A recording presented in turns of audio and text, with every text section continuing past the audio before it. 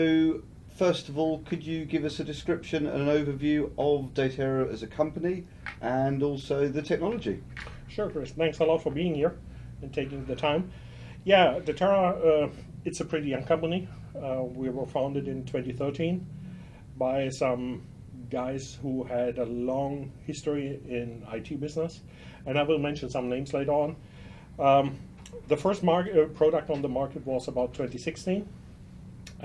I joined the company 1.5, 2 years ago with a lot of experience from traditional technology vendors. And the idea behind Datera was bringing something to the market which is comparable to the cloud business as we know from AWS, for example, Google or others, with all the flexibility, all the nice features from the cloud, bringing into a customer on site with capabilities using that primarily on site with extensions later on into the cloud to give a customer flexibility and scalability of what he knows about cloud business at the moment. Great, that's an interesting direction to come from. So you just mentioned cloud. Now, cloud is generally accepted to be object storage. So what is the presentation of the Datera solution? How is the data presented to hosts and applications, etc.? Yeah, object storage is a nice approach, and I think for the mass of data at the moment we are seeing in the market, it can be a valuable solution. Our approach at the beginning was a bit more focused on performance, as we see a lot of applications with a high need for very low latency, very high performance numbers, and that's a playground we are settled up for. We are dealing with that in two approaches at the moment. We present the storage as a block-based storage approach with iSCSI or ISR, with the extension now with S3. That was a recent add-on to our firmware that we now can as well talk into two directions, iSCSI one direction, block-based, and S3 as another possibility. Excellent. That's interesting. If you think about cloud business at the moment, thinking about the major vendors there, usually you see some offerings. One offering can be I/O related. Another offering is more into cold data, for example, especially thinking about AWS with GP2 or SC1 volumes. That means there you have to decide what you want to use. It can be either related to performance or maybe to some larger amount of data as you want to store, thinking about S3. And we are offering the same capabilities with a bit of different approach, thinking about the performance. For the IOPS related capabilities and requests, I think we are way better settled regarding response times due to the technology and the architecture of the system. And regarding S3 object storage, as you mentioned it, our goal is more into direction of a high-speed object storage.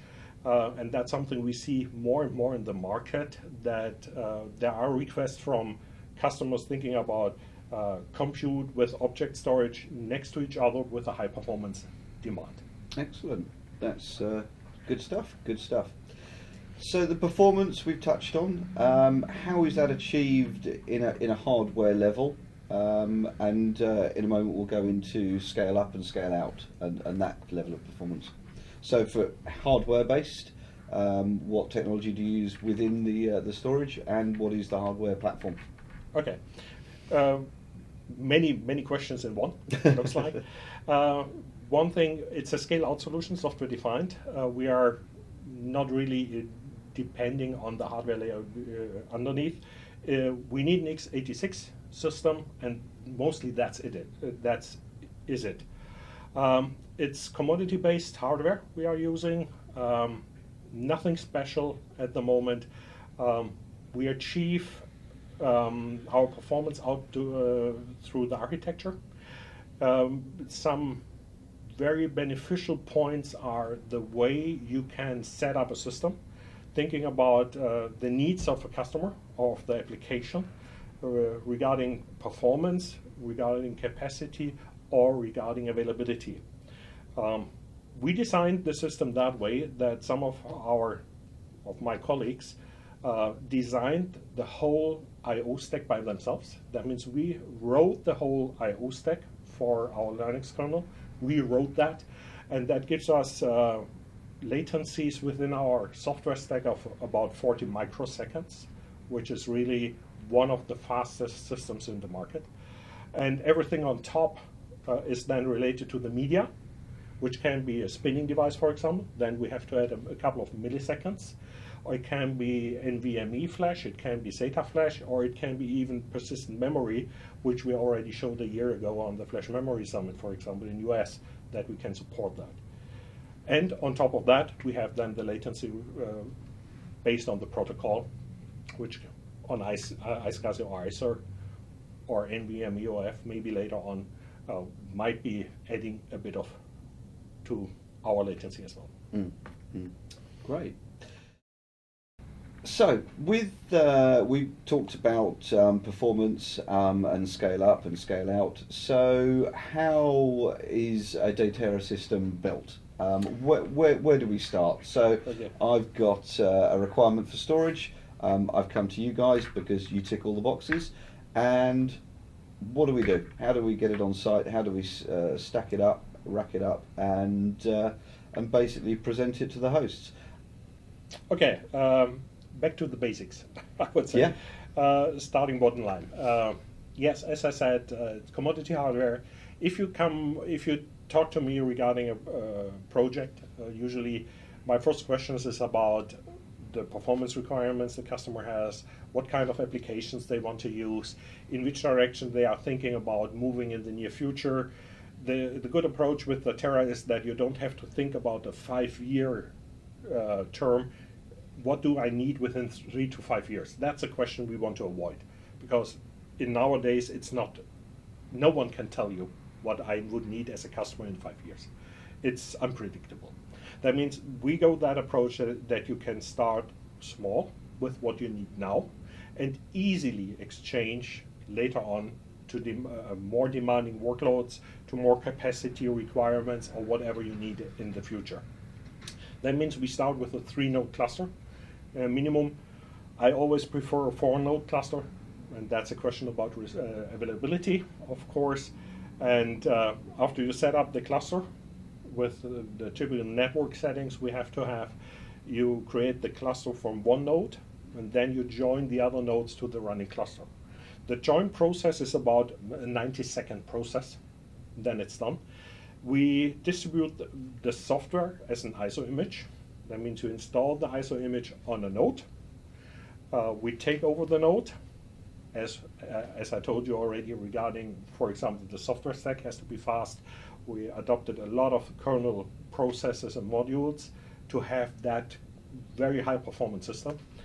And we have a couple of things which is going a bit more into the architecture. Might important that we have a control plane, which if we talked before about Kubernetes, for example, thinking about the same approach within these new technologies on compute like Kubernetes, we did for storage. That means we have a layer which is controlling the whole cluster, doing all the management and networks, all the network settings, the management, monitoring, failure scenarios, detection, and these kind of things. And then we have a data plane which takes care about the data and the placement. And these two processors are running on every node. That means there's no need to install a management node or a master node. This is something we don't have. We deliver everything within the ISO image. You install the system, you install the cluster, and then you can present to a customer. Usually, my experience with setting up such a system, it's a half-day approach. Installing into the rack, cabling up everything, even install the switches if necessary, set up the cluster. If the network preparation is done well before, it's a half-day. Done deal. And then the customer can already have the first volumes attached to his applications. That's rapid deployment. That's Absolutely. gone are the old days of white coats and clipboards, and yeah. And it's not only about the setup, it's even thinking about how do you deal with traditional storage at the moment or in the past. If you think about 3 years old storage, what do you have to do? You have to think about data migration to the next generation.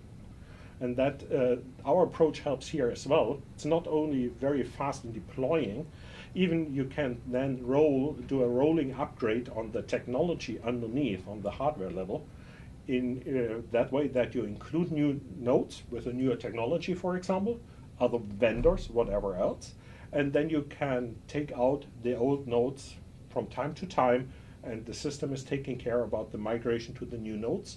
And this is something which is done that way that you don't face any performance impact on the front end side.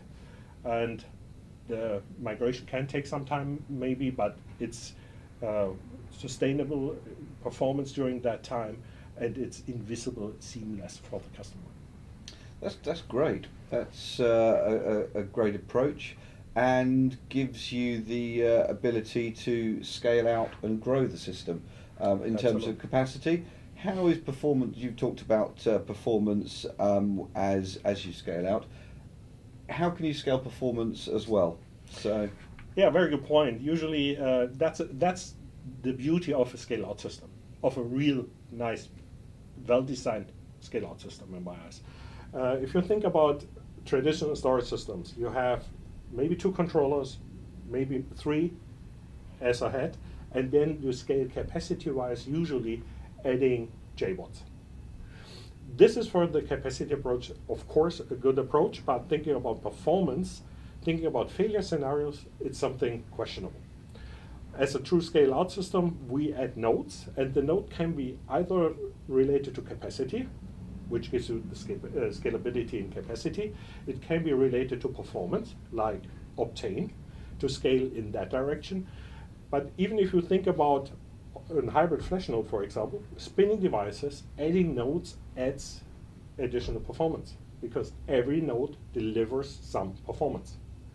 And this is a linear scalability. That means adding a node on hybrid even more, due to the distribution of the data, we see more better growth rate into performance than only if you think about adding one node. That means it's not, let's say if you scale from 3 nodes to 6 nodes, you don't see 200%, you see way more on a hybrid due to the distribution. On all flash, you see instead of 200, 197%, something like that. It's a nearly linear scalability, what we can reach out for. Great. And let's say we're adding nodes. What is the scenario in terms of ease of remediation and also performance if a node fails? Yeah, from time to time that happens, right? We see different failure scenarios in the world. The node failure is not a very common one. Usually we see drive failures. That's a very common task, and we don't care. Drive failure, we don't care. It's the drive data will be rebuilt within the node. As I said before, we are doing replicas. Of course, the replica factor is you can change, or you can create volumes with a replica factor between 1 and 5. Depends on your requirement regarding availability or of the importance of the data. And from these replicas, the data will be rebuilt in that case. The same for node failure. Node failure, if you think about larger implementations like 5 nodes, for example, a node failure will not impact the performance, because we then move the exports out of that node to the remaining nodes. Data is still available because of the replicas.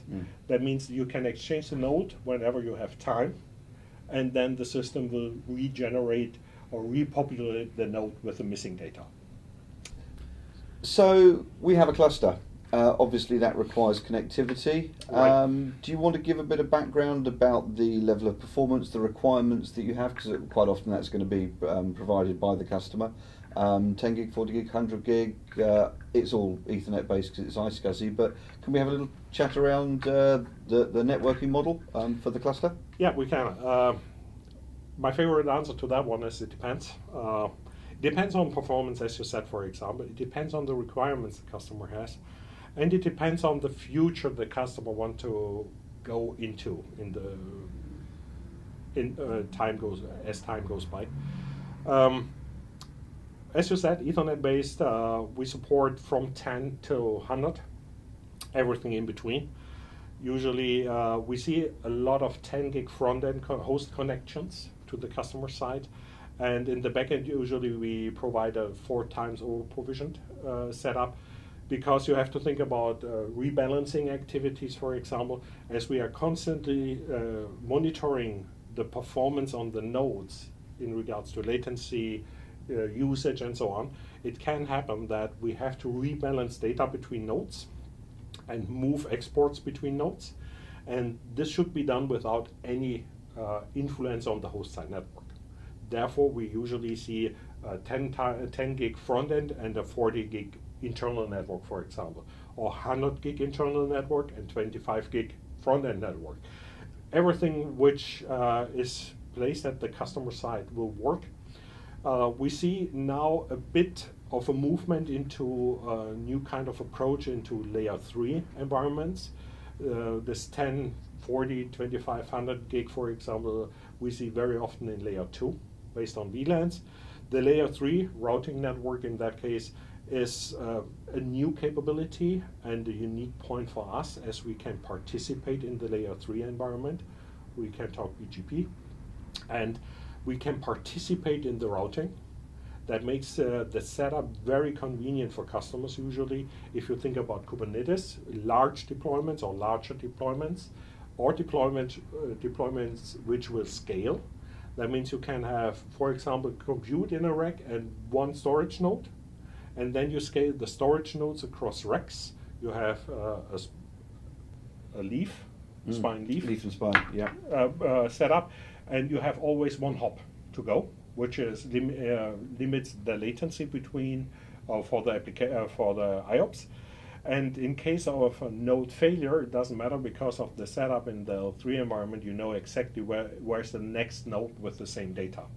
And that's something we can provide. And this is not only regarding the setup, it's a different setup approach, yes. And it's a journey for customers going from L2 to L3, redesign of the network. But we have one customer in special who was thinking about that one for his Kubernetes environment. And right now, if you think about cabling perspective of a node, of a storage node, we have 2 host access networks, redundancy. We have 2 internal networks. You have management network, and you have the power cables. And maybe ILO, ID rack, whatever, BMP. That means you have at least around about 9 cables. With L3, this customer was able to do front end and back end over one 100 gig link, because then you use the physical one link with the virtual ports underneath. That means he has one network connection, 2 power supplies, power connections, and an ILO, and that's it. Reduced by 4 cables. That makes him the cable management way easier, setup way easier, and gives him the 100 gig performance as well. Software defined. Software defined. It's the way. It's the best way. Great. Absolutely. Fantastic. Okay. Okay. So we've covered a lot of ground, and what I'd like to explore right now is how the features in obviously the new evolution of storage as far as Datera is concerned with legacy technology. People always ask, you have to tick the boxes, snapshots, replication, obviously DR, so that's asynchronous and also synchronous. Do you support synchronous replication? Yeah, let me take a bit further out on that one. Usually we say the traditional approach right now is not working for the future anymore. No. But thinking about the feature set, of course we have to support all these traditional approaches as well, like snapshots, clones, synchronous mirroring. We have already the capability to stretch a cluster between 2 data centers or more. Cool. and to have a synchronous mirroring between the data centers. We support failure domains that can be like a rack awareness, that can be data center awareness, or any mix out of that. And with a data placement policy, we ensure that the replication is written into the failure domains as a best effort approach. That means the system will take care that in case of a failure, data will be available in the other failure domain or other failure domains. That's a synchronous approach. Of course, you have to think about the latency between the two sides of the cluster. We support as well an asynchronous mirroring approach, and that's for unlimited distance, let's say that way. We support as well the stretch cluster, and that's a technology preview we did, into the cloud. That means you can have part of your cluster on-prem and another part in the cloud. At the moment it's AWS, it will be later on Google, Azure, whatever else. It can be a private cloud as well. It can be in another Datera system on a co-location or co-locator, and then you can stretch the cluster with one view into on-prem and a cloud approach, for example. That's something which is supported. That means we support, let's say, the normal traditional copy services. As you know before, we support the stretch cluster. We have the DR capabilities with the mirroring capabilities as well. Yes, absolutely. Great. The approach with the hybrid cloud and the hybrid stretch of the cluster from on-prem to the cloud sounds like a great feature, great asset. Absolutely, and that's the feedback we get from customers as well. Right now, maybe it's a bit ahead of the time if when it will be needed, but having the capability to stretch into a cloud provider area as well with one single pane of management, with one policy engine, one templates which will fit over the whole cluster setup. I think that gives a lot of opportunities for customers as well. Cool, great stuff. You just mentioned policies and templates. What benefits do they deliver to the end user? Very good point. If you think about cloud, usually what are the main features about cloud setups? It's scalability, of course. It's performance in some kinds, if you have compute next to it, or maybe less performance. And it's about availability, of course. The flexibility of a cloud approach we want to have on-prem, or we want to deliver to the customer. And with the policies and templates, you are able, or let's say with policies, you are able to create templates based on these policies you can define, and then orchestrate storage based on these templates. Policies can be access policies, like who has access to that storage volume or to these volumes. We have multi-tenant capabilities. That means we can separate workloads from each other. It's a network isolation, what we do. We can avoid noisy neighbor problems in separating the networks, really two different IP segments, if you want to go that way. We have quality of services in regards of performance. You can limit to IOPS throughput, read or writes. You can limit to the number of volumes a tenant can create, for example. You have quality of service setting in regards of capacity, what a tenant can use. That's a policy. The replica factor is a policy which can be adjusted between 1 and 5, as I said. And then the data placement. It's also a policy which can be selected on the need of the application.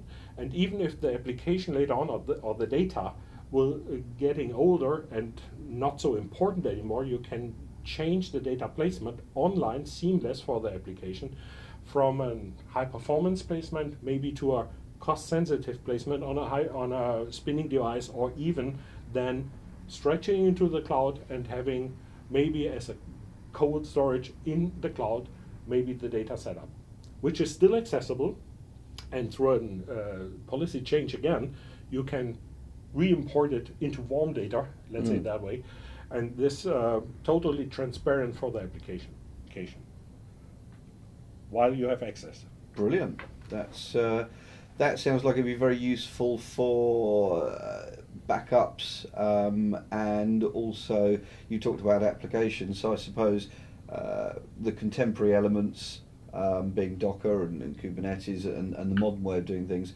How well do you support not legacy, but more traditional, let's say, applications like Oracle and the big databases, Hadoop clusters? Do you cater for those kind of applications as well? Very, very, very good point, and thanks for asking, because we talk a lot about the future, about the recent future, let's say that way, and we didn't care about the traditional setups, as you said, like Oracle, like maybe usual ESX environments, whatever.